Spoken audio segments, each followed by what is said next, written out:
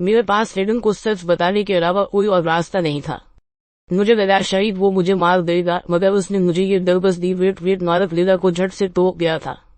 तुम्हारे कहने का मतलब कि तुमने वहां रस्तम को मारा और फिर डर खौफ से तुमने रेडन के सामने सब कुछ सच बोल दिया, और उसके बाद फिर रेडन ने तुम्हें मारने की बजाय उल्टा तुम्हें अपने मुताबिक सब कुछ बताया और फिर छोड़ दिया। क्या जान आजाद वार्ड आर इंटरेस्टिंग सटोली लीला मारक लीला की स्टेटमेंट सुनकर उलझ कर रह गया था।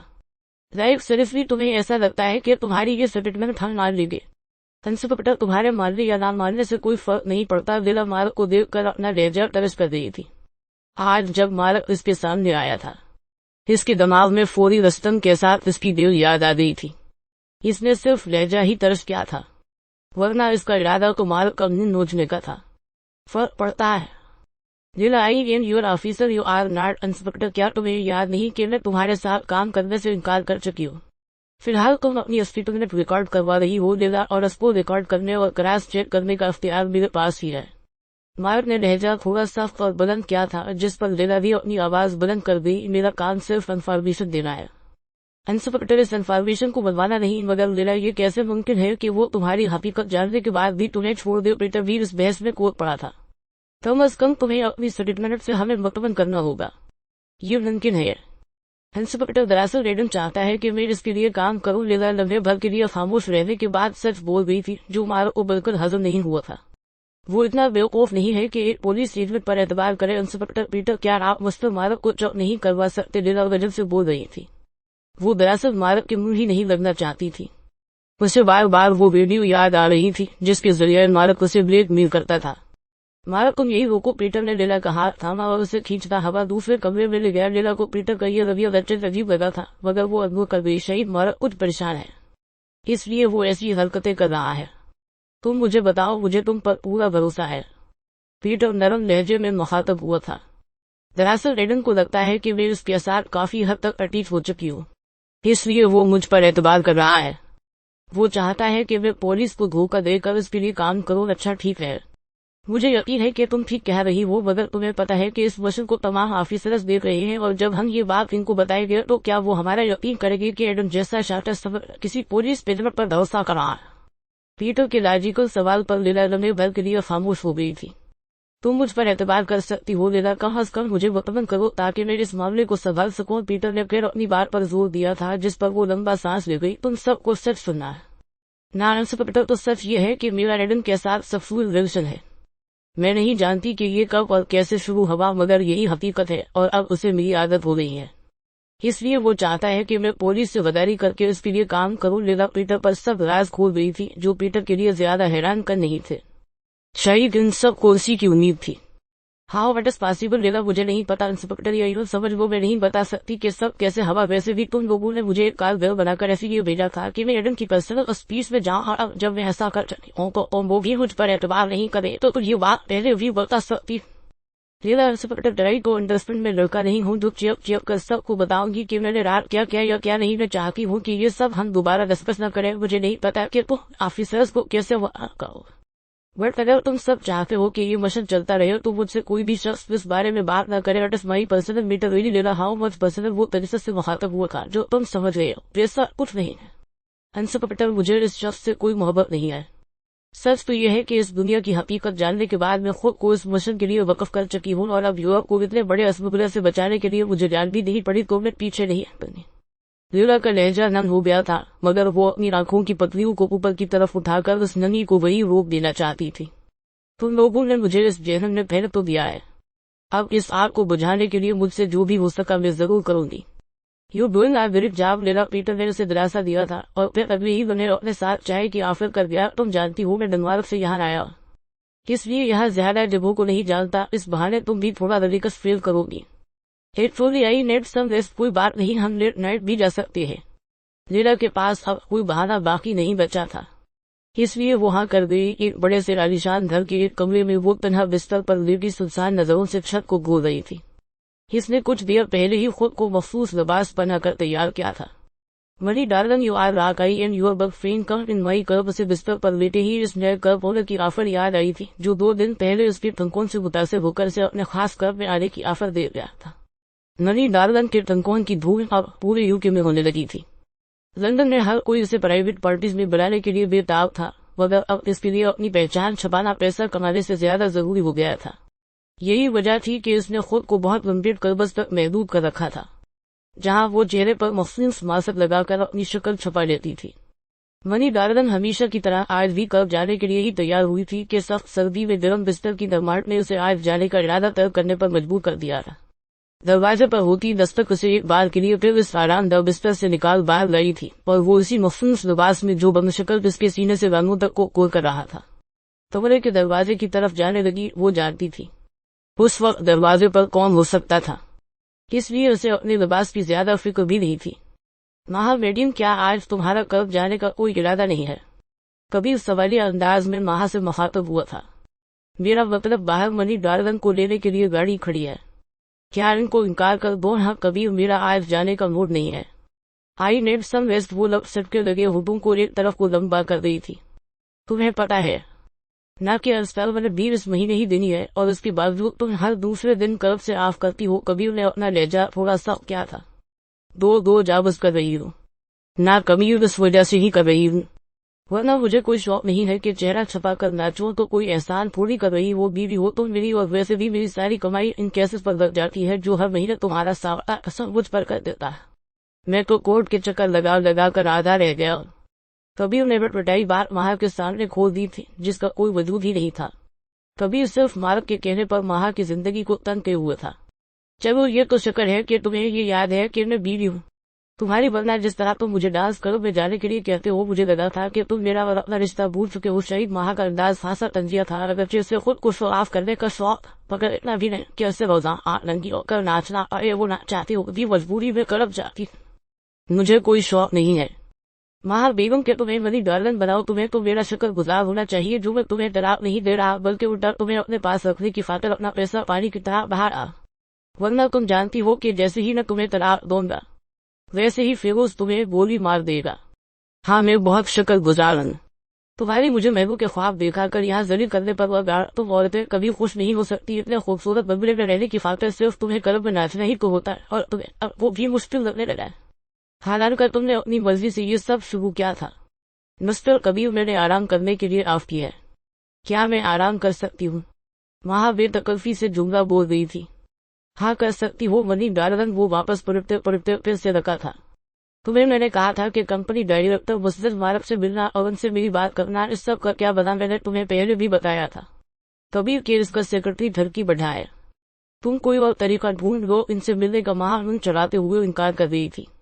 जब से company director Mustafa Mark London आई थी, माहा ने उनसे मिलने की कई बार कोशिश की थी, जो हर बार इस धरकी बढ़े की ख्वाहिशात की वजह से नाकाम हो गई। यही तरीका है बेगम, अब हम बगैर सेक्रेटरी के मीडियम तक कैसे पहुंच सकते हैं? तुम्हें किसी भी तरह करके इस बर्थडे को लाइन पर लाना होगा। कभी तुम कैसे शुहर हो जो हर इस तरह का काम मुझसे करवाते हो? बीवी हो। मैं तुम्हारी वो वसीले अंदाज में बोल रही थी, मगर उसे कहाँ अंदाजा था कि कभी उन्हें इससे शादी ही सिर्फ उसे जलील करने की वजह से की थी। हाँ, जानता हूँ, इसलिए ही तो तुम्हें बोल रहा हूँ। आखिर मेरी तरक्की होगी तो तुम्हें भी नाचने से फुर्सत मिलेगी, वरना ये सिलसिला यूं ही चलता रहेगा। कभी उन्हें उसे लाजवाब कर दिया था। वो खामोशी से दरवाजा जोर से बंद करते हुए वापस अंदर भाग गई थी। हर वक्त की थकन और काम के प्रेशर ने उसे चिड़चिड़ा कर दिया था। कई बार हम बहुत बेहतरीन की तारीफ में अपने पास मौजूद कम बेहतर से भी हार धो बैठते हैं, क्योंकि बहुत बेहतरीन की चाहत हमें अपने पास मौजूद बेहतर में मुतबर नहीं रहने देती। और फिर एक वक्त आता है जब इंसान को वो कम बेहतरीन अपने लालिफ से बेहतर लगने लगता है, और वो चाहता है कि काश सब पहले जैसा ही हो जाए, मगर तब बहुत देर हो चुकी होती है। मनी डार्लन को भी हर गुजरते लम्हे एहसास हो रहा था कि उसकी तमाम तदबीरें कितनी गलत थी, मगर अब बहुत देर हो गई थी। मैंने कहा था, सर, ये लड़की जरूर हमसे कुछ छुपा रही है, और अभी भी मुझे लग रहा है कि ये सब इतना सीधा नहीं है।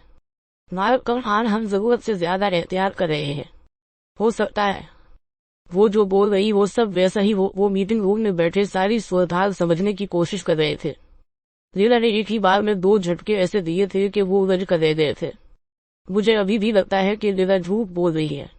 एडन के साथ इसका कोई रिलेशन नहीं है। हनफिकट ऐसा हो ही नहीं सकता। क्यों नहीं हो सकता? मार्क अस्तम ने बताया था कि एडन थर्ड जेंडर से है, तो ये कैसे मुमकिन है कि वो अस्तम झूठ भी तो बोल सकता है? मार्क नहीं, वो झूठ नहीं बोल रहा था। वो लीला को पसंद करने लगा था, और अगर एडन ट्रांसजेंडर से नहीं था तो वो लीला को क्यों इसके पास जाने देता। मुझे लगता है कि लीला का रिलेशन एडन के साथ नहीं रस्तम के साथ था, और फिर लीला ने उसे मार दिया, और अब उस को बचाने के लिए ये सारी मन घर कहानी बना रही है।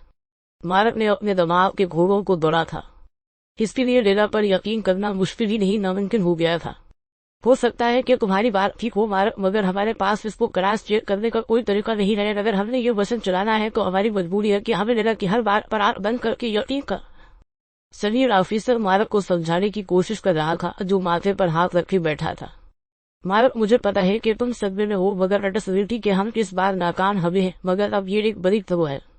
ट्राई टू अंडरस्टैंड, लीला को तुम्हारी सपोर्ट की जरूरत है, क्योंकि जो तुम कर सकते हो वो हम नहीं कर सकते सर। जब तक इसकी बातों से मैं मुतमन नहीं हूँ, मैं कैसे इसको सपोर्ट कर सकता हूँ।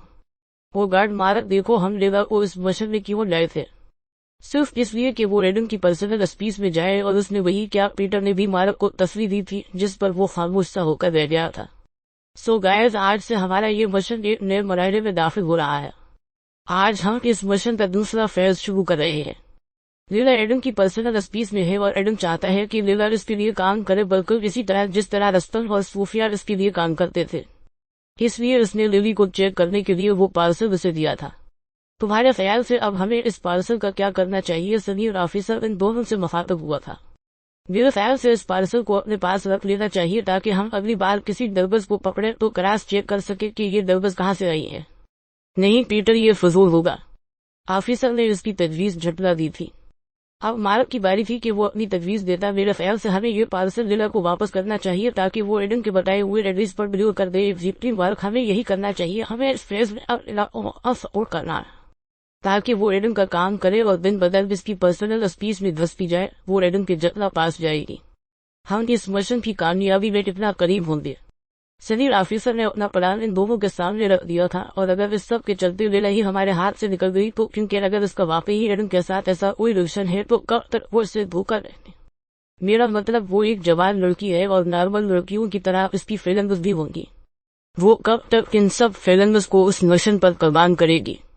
नायक, इस चीज की जिम्मेदारी पीटर पर है। जिस तरह हमने लीला को एडन की पर्सनल स्पेस में दाखिल किया है, इसी तरह पीटर किसी भी तरह लीला की पर्सनल स्पेस में जाएगा, जिससे लीला हर वक्त कंफ्यूजन रहेगी कि उसे एडन की तरफ फंसी होना है या पीटर की तरफ। हमारे में पूरी कोशिश करूंगा कि वे जल्द से जल्द लीला की पर्सनल स्पेस में जाऊं। इसके लिए इससे शादी करनी पड़ी तो मैं कर वो।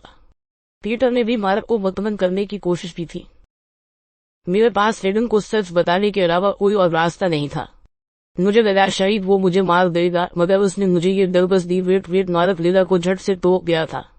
तुम्हारे कहने का मतलब कि तुमने वहां रस्तम को मारा, और फिर डर खौफ से तुमने एडम के सामने सब कुछ सच बोल दिया, और उसके बाद फिर एडम ने तुम्हें मारने की बजाय उल्टा तुम्हें अपने मुताबिक सब कुछ बताया और फिर छोड़ दिया। क्या जान आजाद वार्ट आर इंटरेस्टिंग सटोरी। लीला मारक लीला की स्टेटमेंट सुनकर गज कर रह दिया था। राइट, सीरियसली तुम्हें ऐसा लगता है कि तुम्हारी ये स्टेटमेंट हम मान लेंगे?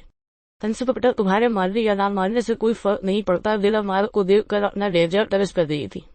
आज जब मारक इसके सामने आया था, इसके दिमाग में फौरी रस्तम के साथ इसकी दिल याद आ गई थी। इसने सिर्फ लहजा ही तरस किया था, वरना इसका इरादा तो मारक का मुंह नोचने का था। फर्क पड़ता है। Leela, I am your officer, you are not inspector. क्या तुम्हें याद नहीं कि मैं तुम्हारे साथ काम करने से इनकार कर चुकी हूँ? फिलहाल तुम अपनी स्टेटमेंट रिकॉर्ड करवा रही हो लीला, और उसको रिकॉर्ड करने और क्रॉस चेक करने का इख्तियार मेरे पास ही है। मारक ने लहजा थोड़ा सख्त और बुलंद किया था, जिस पर लीला भी अपनी आवाज बुलंद कर दी। मेरा काम सिर्फ इन्फॉर्मेशन देना है, इंस्पेक्टर। इस इन्फॉर्मेशन को बनवाना नहीं। मगर लीला, ये कैसे मुमकिन है कि वो तुम्हारी हकीकत जानने के बाद भी तुम्हें छोड़ दे? पीटर भी इस बहस में कूद पड़ा था। कम अज कम तुम्हें अपनी स्टेटमेंट से हमें मुतमन करना होगा। ये मुमकिन है इंस्पेक्टर। दरअसल एडम चाहता है कि मैं इसके लिए काम करूं। लीला लम्हे भर के लिए खामोश रहने के बाद सच बोल गई थी, जो मारक को बिल्कुल हजम नहीं हुआ था। वो इतना बेवकूफ नहीं है कि एक पुलिस स्टेटमेंट पर एतबार करे। इंस्पेक्टर पीटर, क्या आप मुझ पर मारक को चौक नहीं करवा सकते? लीला वजन से बोल रही थी। वो दरअसल मारक के मुंह ही नहीं लगना चाहती थी। उसे बार बार वो वीडियो याद आ रही थी जिसके जरिए मारक उसे ब्लैकमेल करता था। मारक, तुम यही रोको। पीटर ने लीला का हाथ थामा और उसे खींचता हवा दूसरे कमरे में ले गया। लीला को पीटर का ये रवैया अजीब लगा था, मगर वो अनुभव कर गई। शहीद मारक कुछ परेशान है, इसलिए वो ऐसी हरकतें कर रहा है। तुम मुझे बताओ, मुझे तुम पर पूरा भरोसा है। पीटर नरम लहजे में मुखातब हुआ था। दरअसल एडन को लगता है कि मैं उसके साथ काफी हद तक अटैच हो चुकी हूँ, इसलिए वो मुझ पर एतबार कर रहा है। वो चाहता है कि मैं पुलिस को धोखा देकर उसके लिए काम करूँ। अच्छा ठीक है, मुझे यकीन है कि तुम ठीक कह रही हो, मगर तुम्हें पता है कि इस मिशन को तमाम ऑफिसर्स देख रहे हैं, और जब हम ये बात इनको बताएंगे तो क्या वो हमारा यकीन करेंगे कि एडम जैसा शातिर सफर किसी पुलिस पेजर पर भरोसा कर रहा है? पीटर के लॉजिकल सवाल पर लीला लम्बे भर के लिए खामोश हो गई थी। तुम मुझ पर एतबार कर सकती हो लीला, कम अज कम मुझे मुतमन करो ताकि मैं इस मामले को संभाल सकूं। पीटर ने फिर अपनी बात पर जोर दिया था, जिस पर वो लंबा सांस ले गई। तुम सबको सच सुनना है ना इंस्पेक्टर। तो सच ये है कि मेरा एडन के साथ सक्सेसफुल रिलेशन है। मैं नहीं जानती कि ये कब और कैसे शुरू हुआ, मगर यही हकीकत है और अब उसे मेरी आदत हो गई है। इसलिए वो चाहता है कि मैं पुलिस से वदारी करके उसके लिए काम करूं। लीला पीटर पर सब राज खोल गई थी, जो पीटर के लिए ज्यादा हैरान कर नहीं थे। शायद इन सब को उसी की उम्मीद थी। How what is possible Leela, मुझे नहीं पता इंस्पेक्टर, यही समझ वो मैं नहीं बता सकती कि सब कैसे हवा। वैसे भी तुम लोगों ने मुझे एक कार बेल बनाकर ऐसी ये भेजा था कि मैं एडन की पर्सनल स्पीच में जाऊं, और जब मैं ऐसा कर चुकी हूं तो वो भी मुझ पर एतबार नहीं करे तो ये बात पहले भी बता सकती। लीला इंस्पेक्टर डराई को अंडरस्टैंड में लड़का नहीं हूँ जो चिप कर सबको बताऊंगी कि मैंने रात क्या किया या क्या नहीं। मैं चाहती हूँ कि ये सब हम दोबारा डिस्कस न करें। मुझे नहीं पता कि तुम ऑफिसर्स को कैसे कहो, बट अगर तुम सब चाहते हो कि ये मिशन चलता रहे तो मुझसे कोई भी शख्स इस बारे में बात न करे। It is my personal matter really Leela, how much personal. वो तरीके से मुखातब हुआ था जो तुम समझ गए हो, ऐसा कुछ नहीं है इंस्पेक्टर। मुझे इस शख्स से कोई मोहब्बत नहीं है। सच तो यह है कि इस दुनिया की हकीकत जानने के बाद मैं खुद को इस मिशन के लिए वक्फ कर चुकी हूँ, और अब यूरोप को इतने बड़े असमुबला से बचाने के लिए मुझे जान भी नहीं पड़ी तो मैं पीछे नहीं बनी। लीला का लहजा नम हो गया था, मगर वो अपनी आंखों की पतलियों को ऊपर की तरफ उठाकर उस नमी को वही रोक देना चाहती थी। तुम लोगों ने मुझे इस जहन में पहले तो दिया है, अब इस आग को बुझाने के लिए मुझसे जो भी हो सका मैं जरूर करूंगी। You doing a very job Leela, Peter ने उसे दिलासा दिया था, और फिर अगले ही उन्हें अपने साथ चाय की ऑफर कर दिया। तुम जानती हो मैं डेनमार्क से यहाँ आया, इसलिए यहाँ ज्यादा जगहों को नहीं जानता। इस बहाने तुम भी थोड़ा रिलैक्स फील करोगी। हेटफुली आई नेट सम रेस्ट, कोई बात नहीं, हम लेट नाइट भी जा सकते हैं। लीला के पास अब कोई बहाना बाकी नहीं बचा था, इसलिए वो हाँ कर गई। एक बड़े से आलीशान घर के एक कमरे में वो तन्हा बिस्तर पर लेटी सुनसान नजरों से छत को घूर रही थी। इसने कुछ देर पहले ही खुद को मखसूस लिबास बनाकर तैयार किया था। Money darling, you are rocky and your bug friend come in my curb. से बिस्तर पर लेटे ही इस नए कर्ब होने की ऑफर याद आई थी, जो 2 दिन पहले उसके तंकों से मुतासिर होकर से अपने खास कर्ब में आने की ऑफर दे गया था। मनी डार्लिंग के तंकों की धूल अब पूरे यूके में होने लगी थी। लंदन में हर कोई उसे प्राइवेट पार्टीज में बुलाने के लिए बेताब था, मगर अब इसके लिए अपनी पहचान छुपाना पैसा कमाने से ज्यादा जरूरी हो गया था। यही वजह थी कि उसने खुद को बहुत गंभीर कर्बस तक महदूद कर रखा था, जहां वो चेहरे पर मखसूस मास्क लगाकर अपनी शक्ल छुपा लेती थी। मनी डार्लिंग हमेशा की तरह आज भी कर्ब जाने के लिए ही तैयार हुई थी कि सख्त सर्दी में गर्म बिस्तर की गर्माहट ने उसे आज जाने का इरादा तय करने पर मजबूर कर दिया था। दरवाजे पर होती दस्तक उसे एक बार के लिए फिर इस आरामदायक बिस्तर से निकाल बाहर लाई थी, और वो उसी मखसूस लिबास में जो बमशक्ल उसके सीने से रानों तक को कोर कर रहा था। कमरे के दरवाजे की तरफ जाने लगी। वो जानती थी उस वक्त दरवाजे पर कौन हो सकता था, इसलिए उसे अपने लिबास की ज्यादा फिक्र भी नहीं थी। माहा मेडियम, क्या आज तुम्हारा कर्ब जाने का कोई इरादा नहीं है? कभी उस सवालिया अंदाज में माहा से मुखातब हुआ था। मेरा मतलब बाहर मनी डार्लिंग को लेने के लिए गाड़ी खड़ी है, क्या इनको इनकार कर दो? हाँ, कभी मेरा आज जाने का मूड नहीं है। आई नेड सम रेस्ट, वो लब सटके लगे होठों को एक तरफ को लंबा कर रही थी। तुम्हें पता है ना कि अस्पताल मैंने 20 महीने ही देनी है, और उसके बावजूद तुम हर दूसरे दिन कर्ब से ऑफ करती हो। कभी उन्हें अपना लहजा थोड़ा सा क्या था, दो जाबस कर रही हूँ ना, कभी इस वजह से ही कर रही हूँ, वरना मुझे कोई शौक नहीं है कि चेहरा छपा कर नाचो। तो कोई एहसान थोड़ी कर रही वो बीवी हो तुम मेरी, और वैसे भी मेरी सारी कमाई इन केसेस पर लग जाती है जो हर महीने तुम्हारा सारा कसम मुझ पर कर देता है। मैं तो कोर्ट के चक्कर लगा कर आधा रह गया। कभी उन्हें बटबटाई बात माहा के सामने खोल दी थी, जिसका कोई वजूद ही नहीं था। कभी सिर्फ मार्क के कहने पर माहा की जिंदगी को तंग किए हुआ था। चलो ये तो शुक्र है कि तुम्हें ये याद है कि मैं बीवी हूँ तुम्हारी, वरना जिस तरह तुम मुझे डांस करो में जाने के लिए कहते हो, मुझे लगा था कि तुम मेरा और अपना रिश्ता भूल चुके हो। शहीद माहा का अंदाज खासा तंजिया था, अगरचे उसे खुद को शो ऑफ करने का शौक, मगर इतना भी नहीं कि उसे रोजा नंगी होकर नाचना, अरे वो ना चाहती हो भी मजबूरी में करब जाती।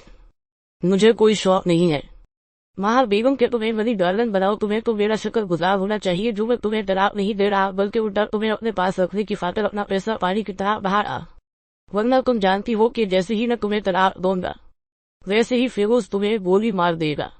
हाँ, मैं बहुत शक्ल गुजारन तुम्हारी मुझे महबूब के ख्वाब देखा कर यहाँ जलील करने पर वह तुम औरतें कभी खुश नहीं हो सकती। इतने खूबसूरत बबले में रहने की खातिर सिर्फ तुम्हें कर्ब में नाचना ही तो होता है और तुम्हें अब वो भी मुश्किल लगने लगा है। हालांकि तुमने अपनी मर्जी से ये सब शुरू किया था। मिस्टर कबीर, मैंने आराम करने के लिए आफ किया है। क्या मैं आराम कर सकती हूँ? वहां बेतकल्फी से जुमला बोल रही थी। हाँ, कर सकती हो मनी डार्लिंग, वो वापस पलटते पलटते फिर से रखा था। तुम्हें मैंने कहा था कि कंपनी डायरेक्टर मुस्लिम मारक से मिलना और उनसे मेरी बात करना, इस सब का क्या बना, मैंने तुम्हें पहले भी बताया था। कबीर के इसका सेक्रेटरी धरकी बढ़ाए। तुम कोई और तरीका ढूंढ लो, इनसे मिलने का महान चलाते हुए इनकार कर रही थी। जब से कंपनी डायरेक्टर मुस्लिम मारक लंदन आई थी, माह ने उनसे मिलने की कई बार कोशिश की थी, जो हर बार इस धरकी बढ़े की ख्वाहिशात की वजह से नाकाम हो गई। यही तरीका है बेगम, अब हम बगैर सेक्रेटरी के मीडियम तक कैसे पहुंच सकते हैं? तुम्हें किसी भी तरह करके इस बर्थडे को लाइन पर लाना होगा। तभी तुम कैसे शोहर हो जो हर इस तरह का काम मुझसे करवाते हो बीवी हो। मैं तुम्हारी वो वसीले अंदाज में बोल रही थी, मगर उसे कहाँ अंदाजा था कि कबीर ने इससे शादी ही सिर्फ उसे जलील करने की वजह से की थी। हाँ जानता हूँ, इसलिए ही तो तुम्हें बोल रहा हूँ। आखिर मेरी तरक्की होगी तो तुम्हें भी नाचने से फुर्सत मिलेगी, वरना ये सिलसिला यूं ही चलता रहेगा। कबीर ने उसे लाजवाब कर दिया था। वो खामोशी से दरवाजा जोर से बंद करते हुए वापस अंदर भाग गई थी। हर वक्त की थकन और काम के प्रेशर ने उसे चिड़चिड़ा कर दिया था। कई बार हम बहुत बेहतरीन की लालच में अपने पास मौजूद कम बेहतर से भी हार धो बैठते हैं, क्योंकि बहुत बेहतरीन की चाहत हमें अपने पास मौजूद बेहतर में मुतमन नहीं रहने देती। और फिर एक वक्त आता है जब इंसान को वो कम बेहतरीन अपने लालच से बेहतर लगने लगता है और वो चाहता है कि काश सब पहले जैसा ही हो जाए, मगर तब बहुत देर हो चुकी होती है। मनी डार्लिंग को भी हर गुजरते लम्हे एहसास हो रहा था कि उसकी तमाम तदबीरें कितनी गलत थी, मगर अब बहुत देर हो गई थी। मैंने कहा था, सर ये लड़की जरूर हमसे कुछ छुपा रही है और अभी भी मुझे लग रहा है कि ये सब इतना सीधा नहीं है। नायब कौन, हम जरूरत से ज्यादा एहतियात कर रहे हैं। हो सकता है वो जो बोल रही वो सब वैसा ही वो मीटिंग रूम में बैठे सारी सूरत समझने की कोशिश कर रहे थे। लीला ने एक ही बार में 2 झटके ऐसे दिए थे कि वो उलझ कर रह गए थे। मुझे अभी भी लगता है कि लीला झूठ बोल रही है। एडन के साथ इसका कोई रिलेशन नहीं है। हकीकत ऐसा हो ही नहीं सकता। क्यों नहीं हो सकता? मार्क अस्तम ने बताया था कि एडन थर्ड जेंडर से है, तो ये कैसे मुमकिन है कि वो अस्तम झूठ भी तो बोल सकता है? मार्क नहीं, वो झूठ नहीं बोल रहा था। वो लीला को पसंद करने लगा था, और अगर एडन ट्रांसजेंडर से नहीं था तो वो लीला को क्यों इसके पास जाने देता? मुझे लगता है कि लीला का रिलेशन एडन के साथ नहीं अस्तम के साथ था, और फिर लीला ने उसे मार दिया और अब उस को बचाने के लिए ये सारी मन घर कहानी बना रही है। मार्क ने अपने दिमाग के घोड़ों को दौड़ा था। इसके लिए लीला पर यकीन करना मुश्किल ही नहीं नामुमकिन हो गया था। हो सकता है कि तुम्हारी बात ठीक हो मार्क, मगर हमारे पास इसको क्रॉस चेक करने का कोई तरीका नहीं है। अगर हमने ये वचन चलाना है तो हमारी मजबूरी है कि हमें लीला की हर बात पर आंख बंद करके यकीन कर। सीनियर ऑफिसर मार्क को समझाने की कोशिश कर रहा था, जो माथे पर हाथ रखे बैठा था। मार्क, मुझे पता है कि तुम सदमे में हो, मगर अंडरस्टैंडिंग कि हम इस बार नाकाम हमें हैं, मगर अब ये एक बड़ी खबर है। ट्राई टू अंडरस्टैंड, लीला को तुम्हारी सपोर्ट की जरूरत है, क्योंकि जो तुम कर सकते हो वो हम नहीं कर सकते सर। जब तक इसकी बातों से मैं मुतमन नहीं हूँ, मैं कैसे इसको सपोर्ट कर सकता हूँ? वो गार्ड मार्क, देखो हम लीला को इस मिशन में क्यों लाए थे? सिर्फ इसलिए कि वो एडन की पर्सनल स्पेस में जाए, और उसने वही क्या पीटर ने भी मार्क को तस्वीर दी थी जिस पर वो खामोश सा होकर रह गया था। सो गाइस, आज से हमारा ये मिशन एक नए मरहले में दाखिल हो रहा है। आज हम इस मिशन का दूसरा फेज शुरू कर रहे हैं। लीला एडम की पर्सनल स्पेस में है और एडम चाहता है कि लीला इसके लिए काम करे, बिल्कुल इसी तरह जिस तरह रस्तन और सूफिया इसके लिए काम करते थे। इसलिए उसने लिली को चेक करने के लिए वो पार्सल उसे दिया था। तुम्हारे ख्याल से अब हमें इस पार्सल का क्या करना चाहिए? सीनियर ऑफिसर इन दोनों से मुखातब हुआ था। मेरे ख्याल से इस पार्सल को अपने पास रख लेना चाहिए, ताकि हम अगली बार किसी डरबस को पकड़े तो क्रॉस चेक कर सके कि ये डरबस कहाँ से आई है। नहीं पीटर, ये फजूल होगा। ऑफिसर ने इसकी तजवीज झटला दी थी।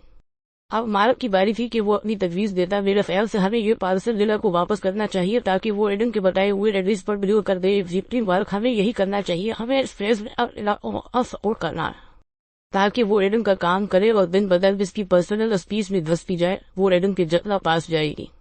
हम इस मिशन की कामयाबी में कितना करीब होंगे। सीनियर ऑफिसर ने अपना प्लान इन दोनों के सामने रख दिया था, और अगर इस सब के चलते लीला ही हमारे हाथ से निकल गई तो, क्योंकि अगर इसका वाकई ही एडन के साथ ऐसा कोई रिलेशन है तो कब तक वो इसे धोखा देंगे। मेरा मतलब वो एक जवान लड़की है और नॉर्मल लड़कियों की तरह इसकी फीलिंग्स भी होंगी। वो कब तक इन सब फीलिंग्स को उस मिशन पर कुर्बान करेगी। नायक किस चीज की जिम्मेदारी पीटर पर है। जिस तरह हमने लीला को एडन की पर्सनल स्पेस में दाखिल किया है, इसी तरह पीटर किसी भी तरह लीला की पर्सनल स्पेस में जाएगा, जिससे लीला हर वक्त कंफ्यूजन रहेगी कि उसे एडन की तरफ कंसीव होना है या पीटर की तरफ। हम नायक में पूरी कोशिश करूंगा कि वे जल्द से जल्द लीला की पर्सनल स्पेस में जा। इसके लिए इससे शादी करनी पड़ी तो मैं कर वो।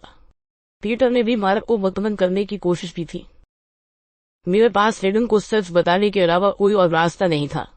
मुझे लगा शायद वो मुझे मार देगा, मगर उसने मुझे ये दरबस दी। वेट नायक लीला को झट से तोड़ गया था।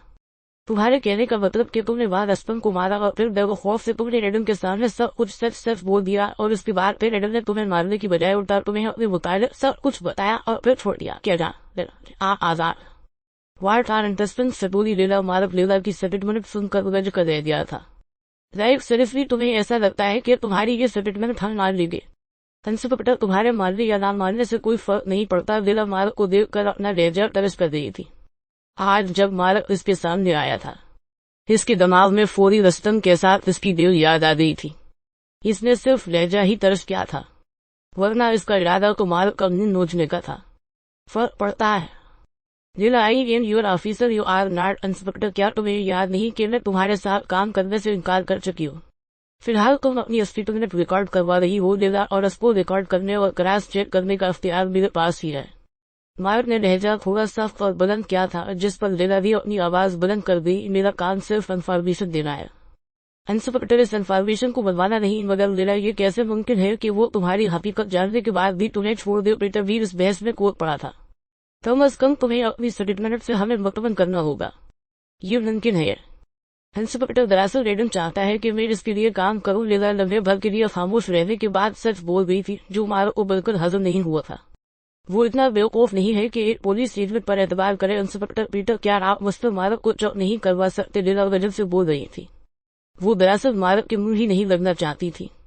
उसे बार बार वो वीडियो याद आ रही थी जिसके जरिए मार्क उसे ब्लैकमेल करता था। मार्क, तुम यही रोको। पीटर ने लीला का हाथ थामा और उसे खींचता हवा दूसरे कमरे में ले गया। लीला को पीटर का यह रवैया अत्यंत अजीब लगा था, मगर वो अनुभव कर गई। शहीद मार्क कुछ परेशान है, इसलिए वो ऐसी हरकतें कर रहा है। तुम मुझे बताओ, मुझे तुम पर पूरा भरोसा है। पीटर नरम लहजे में मुखातब हुआ था।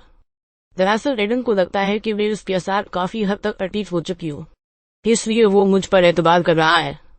वो चाहता है कि मैं पुलिस को धोखा देकर इसके लिए काम करूँ। अच्छा, ठीक है, मुझे यकीन है कि तुम ठीक कह रही हो, मगर तुम्हें पता है कि इस मिशन को तमाम ऑफिसर्स देख रहे हैं, और जब हम ये बात इनको बताएंगे तो क्या वो हमारा यकीन करेंगे कि एडन जैसा शाटर सब किसी पुलिस पेजर पर भरोसा कर रहा है? पीटर के लॉजिकल सवाल पर लीला लम्हे भर के लिए खामोश हो गई थी। तुम मुझ पर एतबार कर सकती हो लीला, कम अज कम मुझे मुतमन करो ताकि मैं इस मामले को संभाल सकूं। पीटर ने फिर अपनी बात पर जोर दिया था, जिस पर वो लंबा सांस ले गई। तुम सबको सच सुनना है ना इंस्पेक्टर। तो सच ये है कि मेरा एडन के साथ सक्सेसफुल रिलेशन है। मैं नहीं जानती कि ये कब और कैसे शुरू हुआ, मगर यही हकीकत है, और अब उसे मेरी आदत हो गई है। इसलिए वो चाहता है कि मैं पुलिस से गद्दारी करके उसके लिए काम करूं। लीला पीटर पर सब राज खोल गई थी, जो पीटर के लिए ज्यादा हैरान कर नहीं थे। शायद इन सब को उसी की उम्मीद थी। How it is possible? Leela, मुझे नहीं पता इंस्पेक्टर, यही समझ वो मैं नहीं बता सकती कि सब कैसे हवा। वैसे भी तुम लोगों ने मुझे एक कार बेल बनाकर ऐसे ये भेजा था कि मैं एडन की पर्सनल स्पेस में जाऊं, और जब मैं ऐसा कर तो वो भी मुझ पर एतबार नहीं करे तो ये बात पहले भी बता सकती। लीला, इंस्पेक्टर डराई को अंडरस्टैंड में लड़का नहीं हूँ जो चेप कर सबको बताऊंगी कि मैंने रात क्या किया या क्या नहीं। मैं चाहती हूँ कि ये सब हम दोबारा डिस्कस न करें। मुझे नहीं पता कि तुम ऑफिसर्स को कैसे कहो, बट अगर तुम सब चाहते हो कि ये मिशन चलता रहे तो मुझसे कोई भी शख्स इस बारे में बात न करे। It is my personal matter really Leela, how much personal? वो तरीके से मुखातब हुआ था जो तुम समझ गए हो। ऐसा कुछ नहीं है इंस्पेक्टर, मुझे इस शख्स से कोई मोहब्बत नहीं है। सच तो यह है कि इस दुनिया की हकीकत जानने के बाद मैं खुद को इस मिशन के लिए वक्फ कर चुकी हूँ, और अब यूरोप को इतने बड़े अस्मबुला से बचाने के लिए मुझे जान भी नहीं पड़ी तो मैं पीछे नहीं बनी। लीला का लहजा नम हो गया था, मगर वो अपनी आंखों की पतलियों को ऊपर की तरफ उठाकर उस नमी को वही रोक देना चाहती थी। तुम लोगों ने मुझे इस जहन्नम में पहले तो दिया है, अब इस आग को बुझाने के लिए मुझसे जो भी हो सका मैं जरूर करूंगी। You doing a very job Lena, Peter ने उसे दिलासा दिया था और फिर अगले ही उन्हें अपने साथ चाय की ऑफर कर दिया। तुम जानती हो मैं डेनमार्क से यहाँ आया, इसलिए यहाँ ज्यादा जगहों को नहीं जानता, इस बहाने तुम भी थोड़ा रिलैक्स फील करोगी। हेटफुली आई नेट सम रेस्ट, कोई बात नहीं, हम लेट नाइट भी जा सकते हैं। लीला के पास अब कोई बहाना बाकी नहीं बचा था, इसलिए वो हाँ कर गई। एक बड़े से आलीशान घर के एक कमरे में वो तन्हा बिस्तर पर लेटी सुनसान नजरों से छत को घूर रही थी। इसने कुछ देर पहले ही खुद को मखसूस लिबास पहनाकर तैयार किया था। Mary darling, you are rocky and your bug friend come in my curb. उसे बिस्तर पर लेटे ही इस नए कर्ब होने की ऑफर याद आई थी, जो 2 दिन पहले उसके टंकोन से मुतासिर होकर से अपने खास कर्ब में आने की ऑफर दे गया था। मरी डार्लिंग के टंकोन की धूल अब पूरे यूके में होने लगी थी। लंदन में हर कोई उसे प्राइवेट पार्टीज में बुलाने के लिए बेताब था, मगर अब इसके लिए अपनी पहचान छुपाना पैसा कमाने से ज्यादा जरूरी हो गया था। यही वजह थी कि उसने खुद को बहुत लंबे कर्बस तक महदूद कर रखा था, जहां वो चेहरे पर मखसूस मास्क लगाकर अपनी शक्ल छुपा लेती थी। मनी डार्लिंग हमेशा की तरह आज भी कर्ब जाने के लिए ही तैयार हुई थी कि सख्त सर्दी में गर्म बिस्तर की गर्माहट ने उसे आज जाने का इरादा तय करने पर मजबूर कर दिया था। दरवाजे पर होती दस्तक उसे एक बार के लिए फिर इस आरामदायक बिस्तर से निकाल बाहर लाई थी, और वो उसी मखसूस लिबास में जो बमशक्ल इसके सीने से रानों तक को कोर कर रहा था। कमरे के दरवाजे की तरफ जाने लगी। वो जानती थी उस वक्त दरवाजे पर कौन हो सकता था, इसलिए उसे अपने लिबास की ज्यादा फिक्र भी नहीं थी। माहा मेडियम, क्या आज तुम्हारा कर्ब जाने का कोई इरादा नहीं है? कभी उस सवालिया अंदाज में माहा से मुखातब हुआ था। मेरा मतलब बाहर मनी डार्लिंग को लेने के लिए गाड़ी खड़ी है, क्या इनको इनकार कर दो? हाँ, कभी मेरा आज जाने का मूड नहीं है। आई नेड सम रेस्ट। वो लब सटके लगे होठों को एक तरफ को लंबा कर रही थी।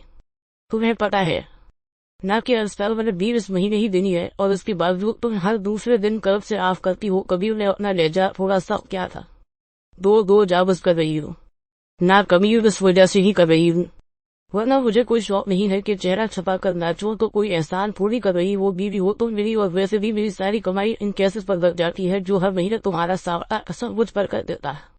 मैं तो कोर्ट के चक्कर लगा कर आधा रह गया। कभी उन्हें बटबटाई बात माहा के सामने खोल दी थी, जिसका कोई वजूद ही नहीं था। कभी सिर्फ मार्क के कहने पर माहा की जिंदगी को तंग किए हुए था।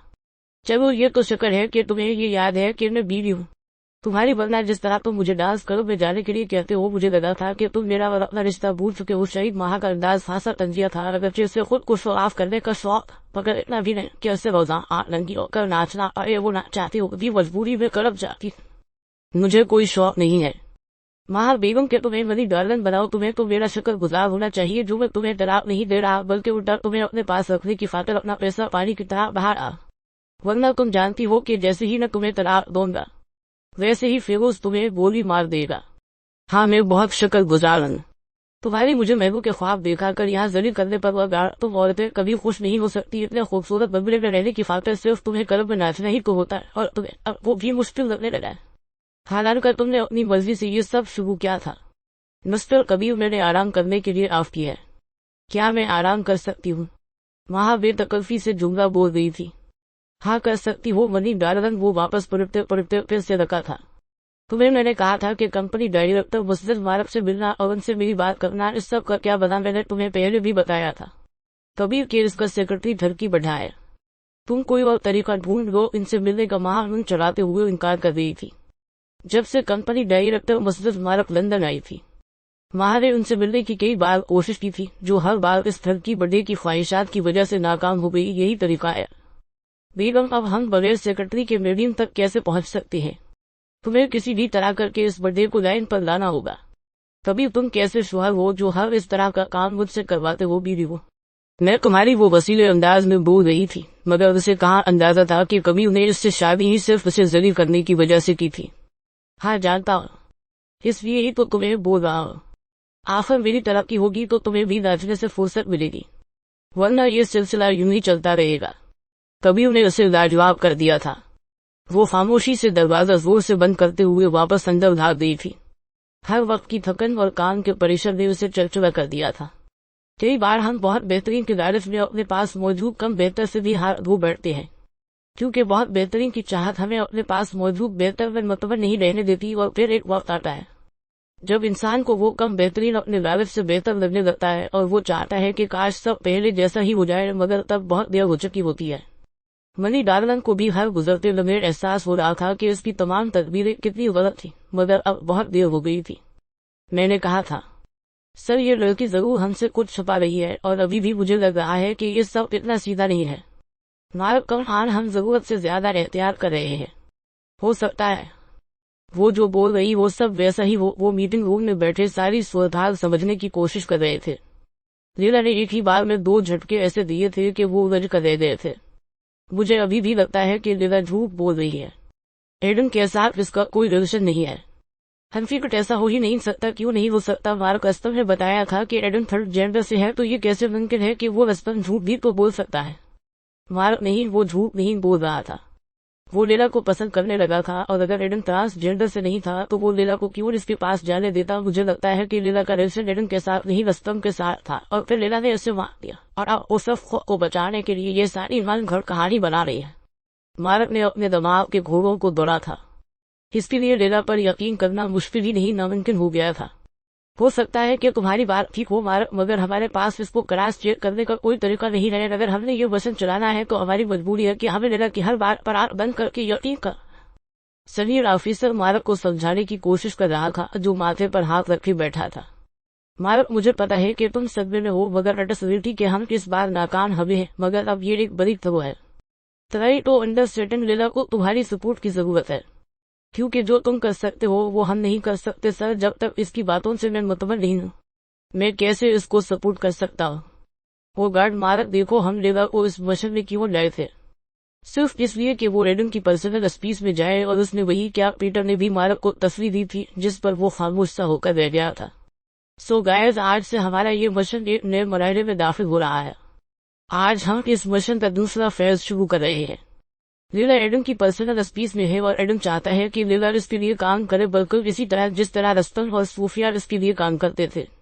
इसलिए उसने लिली को चेक करने के लिए वो पार्सल उसे दिया था। तुम्हारे ख्याल से अब हमें इस पार्सल का क्या करना चाहिए? सीनियर ऑफिसर इन दोनों से मुखातब हुआ था। मेरे ख्याल से इस पार्सल को अपने पास रख लेना चाहिए, ताकि हम अगली बार किसी दरबस को पकड़े तो क्रॉस चेक कर सके कि ये दरबस कहाँ से आई है। नहीं पीटर, ये फजूल होगा। ऑफिसर ने इसकी तजवीज झटला दी थी। अब मार्क की बारी थी कि वो अपनी तजवीज देता। मेरे ख्याल से हमें ये पार्सल लीला को वापस करना चाहिए, ताकि वो एडन के बताए हुए एड्रेस पर डिलीवर कर दे। एग्जीक्यूटिव वर्क हमें यही करना चाहिए। हमें इस फेज में सपोर्ट करना है, ताकि वो एडन का काम करे, और दिन बदल इसकी पर्सनल स्पेस में धंसती जाए। वो एडन के जतना पास जाएगी। हम इस मिशन की कामयाबी में कितना करीब होंगे। सीनियर ऑफिसर ने अपना प्लान इन दोनों के सामने रख दिया था, और अगर इस सब के चलते लीला ही हमारे हाथ से निकल गई तो, क्योंकि अगर इसका वाकई ही एडन के साथ ऐसा कोई रिलेशन है तो कब तक वो इससे धोखा रहने। मेरा मतलब वो एक जवान लड़की है, और नॉर्मल लड़कियों की तरह इसकी फीलिंग्स भी होंगी। वो कब तक इन सब फीलिंग्स को उस मिशन पर कुर्बान करेगी? नायक, किस चीज की जिम्मेदारी पीटर पर है? जिस तरह हमने लीला को एडन की पर्सनल स्पेस में दाखिल किया है, किसी तरह पीटर किसी भी तरह लीला की पर्सनल स्पेस में जाएगा, जिससे लीला हर वक्त कंफ्यूजन रहेगी कि उसे एडन की तरफ फंसी होना है या पीटर की तरफ। हमारे में पूरी कोशिश करोगा कि वे जल्द से जल्द लीला की पर्सनल स्पेस में जाए। इसके लिए इससे शादी करनी पड़ी तो वे कर वो। पीटर ने भी मार्क को मुतमन करने की कोशिश की थी। मेरे पास एडन को सच बताने के अलावा कोई और रास्ता नहीं था। मुझे लगा शायद वो मुझे मार देगा, मगर उसने मुझे ये दरबस दी। वेट मार्क लीला को झट से टोक गया था। तुम्हारे कहने का मतलब कि तुमने बाद रस्तम को मारा, और फिर डर खौफ से तुमने एडम के सामने सब कुछ सच बोल दिया, और उसके बाद फिर एडम ने तुम्हें मारने की बजाय उल्टा तुम्हें अपने मुताबिक सब कुछ बताया और फिर छोड़ दिया। क्या जा आजाद वार्ड आर इंटरेस्टिंग सटोली लीला मार्क लीला की स्टेटमेंट सुनकर उलझ कर रह गया था। लाइक सीरियसली तुम्हें ऐसा लगता है कि तुम्हारी ये स्टेटमेंट हम मान लेंगे? इंस्पेक्टर, तुम्हारे मारने या ना मारने से कोई फर्क नहीं पड़ता। लीला मार्क को देखकर अपना लेजर तरस कर रही थी।